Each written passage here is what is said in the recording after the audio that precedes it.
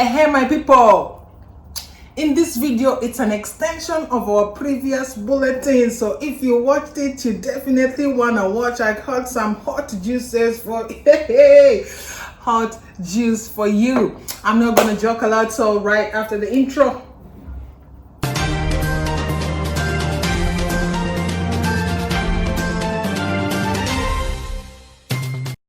So in our previous bulletin, we just considered to follow up because I think some people had that bulletin and they were like, this is something I could do. And thank you very much. I take the compliment very, very well. Thank you, sir. Thank you, madam, for having watched our bulletin and taken action or step towards it. Now, we shared in our previous bulletin, web stories was about school, was about the Israel airline with the UAE, and therefore the first flight has landed from the national carrier of Israel, came from Tel Aviv and landed to Abu Dhabi. And we also shared the predicament that is now facing Filipinos and also the GC aspect of it, that now there is a residence retirement visa for people inside United Arab Emirates. Now the follow-up of this bulletin is about their retirement visa, and it's also about the Filipinos who the system is a little tiny bit being unfair to.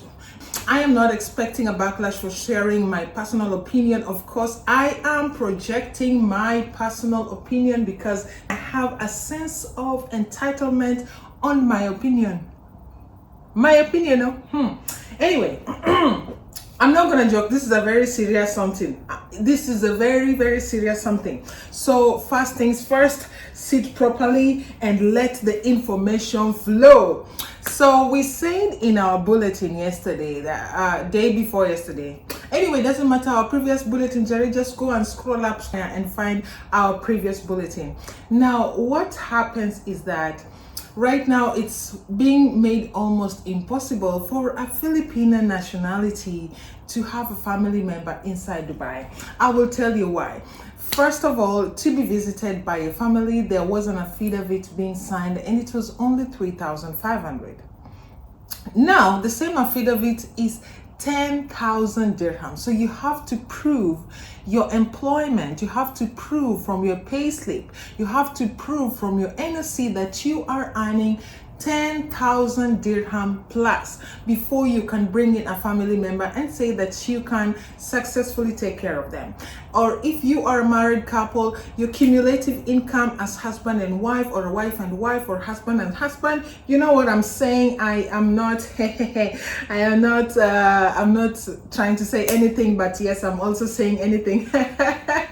So the both of you should all have 14,000. So if you are husband and child with at least 2 children, you both must have 18,000. See how the system is systematically phasing out a specific nationality. Initially, we had tolerance for our visas all the way to December, and then the figures, the dates have been playing left, right, and center, and you're seeing some specific nationalities are systematically being systemized out of the system.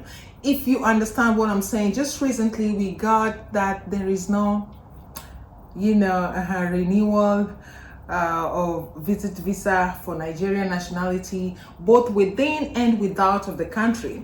The people in Abu Dhabi, their visa is till September, and once you renew it, you cannot renew again. You cannot renew again. Now you have to think that the system is strategically just omitting some people from the system itself. You understand? This is something that in biological terms they will call natural selection. So you better pray that the system does not locate you, especially if you are from this nationality that have got a good representation inside United Arab Emirates. You know, this is a country that prides itself in having more than 200 nationalities. To be honest, Dubai, they are among the most cosmopolitan countries in the world, with a lot of mixture, with a little bit of everybody everywhere. Like, this is among the most crowded places.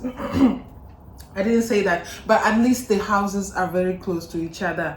Somebody has to agree with me on that one. Somebody has to agree. And even if you don't agree, I know you are in denial.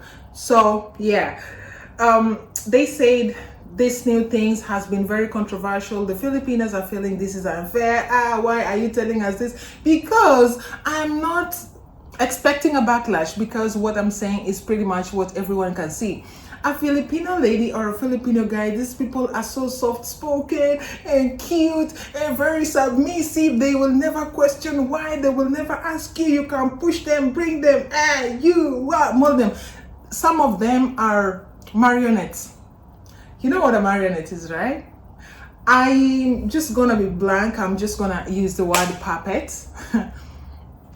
So, you know, if you have a puppet and you have the strings, you can do what you want with the puppet. The puppet will dance to your tune. Now, this is the kind of personality that these people have projected to the people, and now we see them as the face of McDonald's, as the face of KFC, as the face of Subway, as the face of Costa, Starbucks, whatever, you name it. You know, like all these customer services jobs, they're very fast, you know, with the tiny fingers. What's your order, madam? What's your order, madam? And they'll be very nice. Honestly, they'll be very...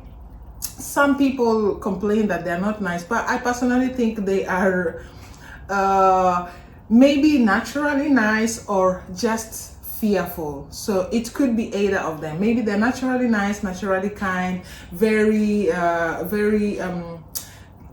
people, they are at your disposal. You understand? They're people you can easily send. And if you look at them physically, they're very portable.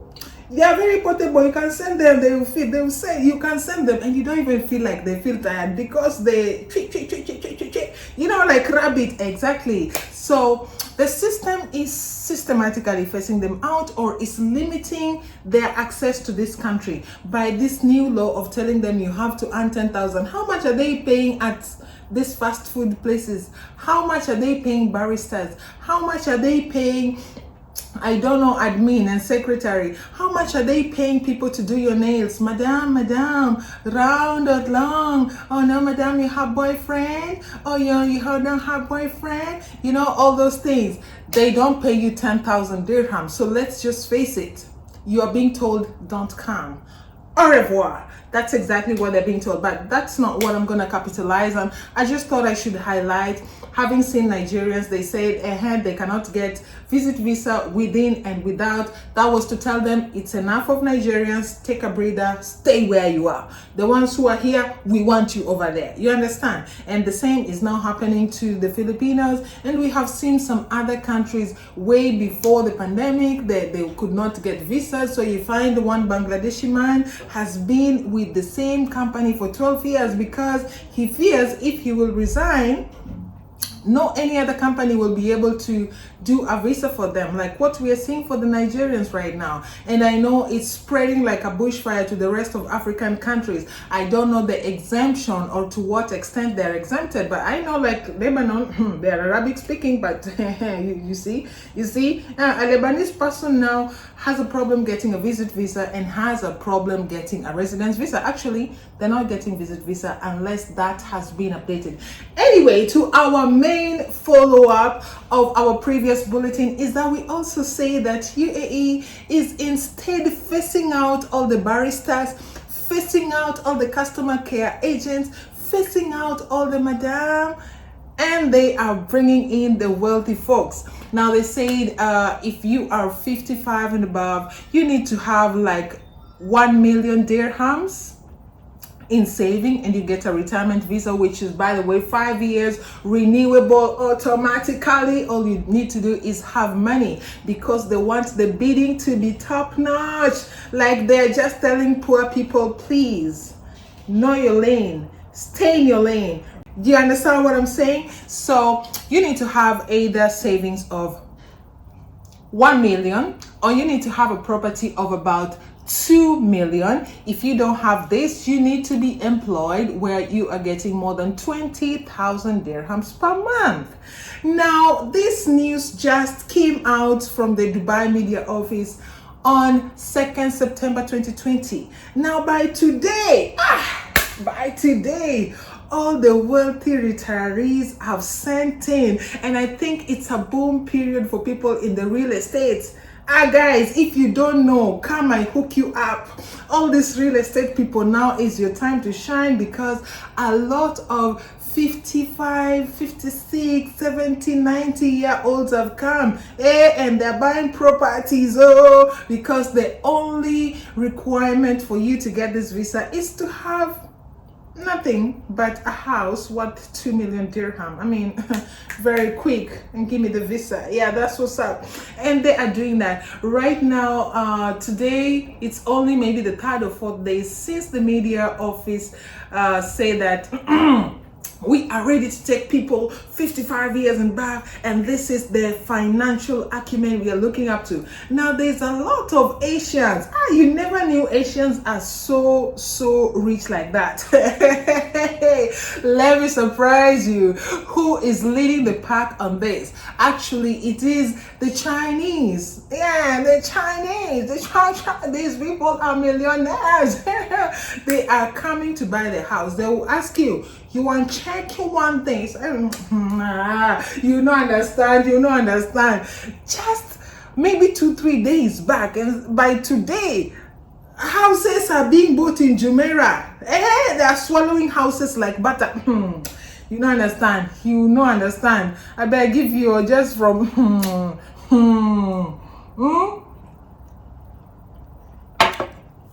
Malaysian people get money. Singaporeans get money.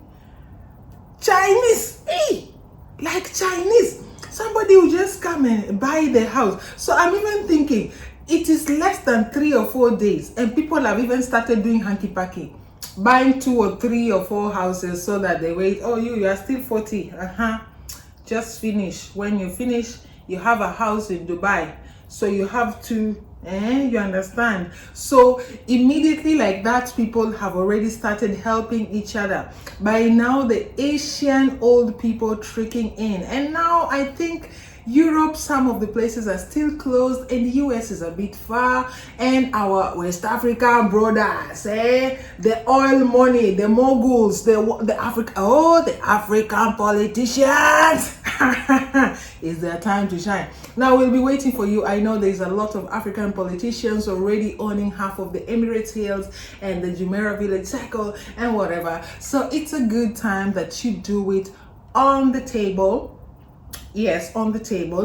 I wouldn't mind to be working my own and then going for afternoon tea in a former head of state residence in Jumeirah. You understand? Let's say like now that Museveni of a guy come and take his retirement package here. I mean, not exile, but just, you understand. This is not a political platform. Don't have ideas. So we just took Ugandan president just for the purpose of this video. You understand? Ugandan president now decides, I am going to retire in Dubai, and buys a house somewhere in Jebel Ali downtown. And now a Ugandan who is of goodwill can say, now, Mweshimiwa, let me come and clean your compound. You understand? That kind of brotherlyhood, that's what I'm talking about. So that's all we had time for here at the QTV by Little Joga. We thought you deserve a follow-up for this news. Yeah, that is called responsible journalism right there. You're doing a good job. I take the compliment once again. Do have a wonderful weekend.